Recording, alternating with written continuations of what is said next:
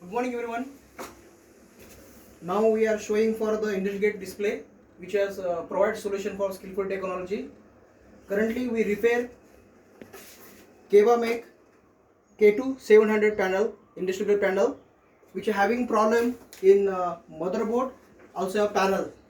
So we repair both type of product, like we repair the control board for motherboard IC.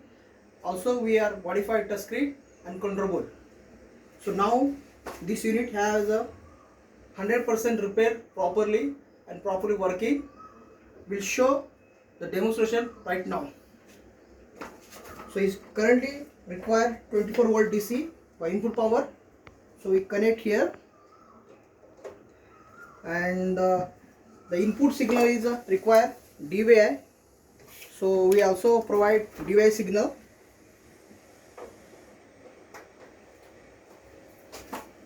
So the unit is repaired properly. So Skillful Technology provide KEBA make always all type of HMI panel, touchscreen and industrial computer also. We provide all type industrial goods and electronics product. Thank you very much.